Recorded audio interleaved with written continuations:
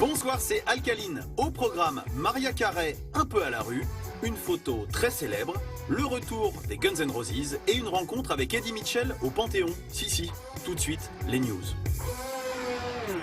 L'année 2016 aura fait une dernière victime dans le monde de la pop, la diva Mariah Carey. Rassurez-vous, Mariah est toujours parmi nous, mais a terminé l'année sur une très mauvaise note. Invitée à se produire pour le réveillon du Nouvel An à Times Square, la chanteuse a totalement loupé son playback.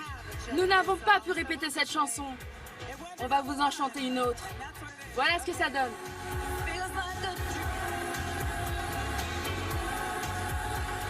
Le tout devant 2 millions de personnes et en direct sur la chaîne ABC. Si les internautes se sont déchaînés devant ce grossier pipotage, rien de dramatique selon la flamboyante Maria qui a tweeté dans la foulée. Ce genre de truc arrive. Bonne année à tous, trinquons à une année 2017 où je ferai encore plus de gros titres. Vous avez forcément vu une fois dans votre vie ce cliché mythique réunissant 3 monstres sacrés pour une interview unique. Brel, Brassens et Ferré, et aussi quelques vers et quelques cendriers.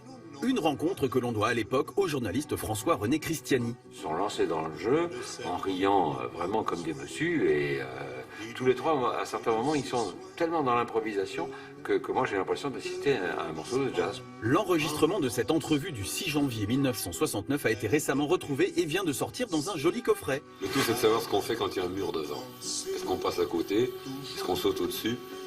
Ou est-ce qu'on le défonce? Ah ben moi je réfléchis. Voilà. Le point commun, c'est pas de savoir ce qu'on fait avec le mur, c'est quand même que tous les trois on a envie d'aller de l'autre côté du mur qui se dresse momentanément. Et c'est bien que ça l'important. On y trouve aussi les plus belles chansons des 3 monuments et un documentaire sur ce joli manège à 3. Joli cadeau, non?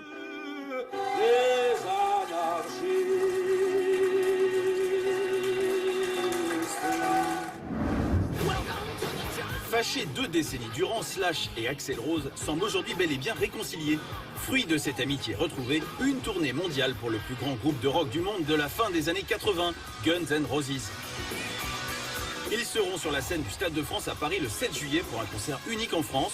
Cette tournée est aussi celle de tous les succès pour les Californiens. 1 million de tickets vendus en une journée pour cette seule tournée européenne et 117 millions de dollars engrangés lors de leur dernière tournée d'été aux USA. Eddie Mitchell adore les big bands et il le clame haut et fort. Si on connaît tous les chansons d'Eddie Mitchell, on a pu redécouvrir récemment ses classiques en version big band. Le chanteur a sorti un coffret CD et DVD de son spectacle au Palais des Sports, enregistré au printemps dernier avec une vingtaine de musiciens. L'occasion de le rencontrer au Panthéon, monument spécialisé dans l'accueil des grands hommes. Ben, ça m'amuse parce que c'est la première fois que j'y viens de mon vivant. Voilà.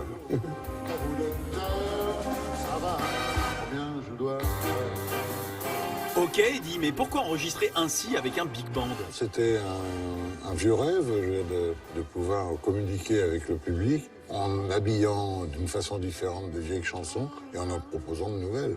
Elle semblait bien dans sa peau, ses yeux couleur pantalon, cherchait du regard un spot, le dieu projecteur.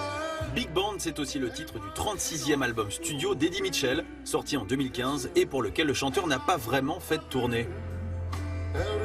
Ça veut dire 100 jours, quoi. Hors de chez soi et je n'avais pas envie. C'est pas de pantouflard, c'est, vous savez, au bout de 50 ans que vous connaissez les salades gourmandes des hôtels et Énergie 12 à la télé à 2h du mat, ça va, quoi. Vous vous lassez. Lassé des salades, mais pas de la scène, Eddie Mitchell jouera l'été prochain avec ses copains Johnny Hallyday et Jacques Dutronc, autrement dit, les vieilles canailles. Enfin, c'est des gens que je ne vois plus, ils ont ruiné mon foie pendant des décennies, donc ça va. Et c'est dû au fait que M. Hallyday nous a quand même un peu tanné pour le refaire, puis c'est pas. Et comme on refuse rien à M. Hallyday, on lui a dit oui.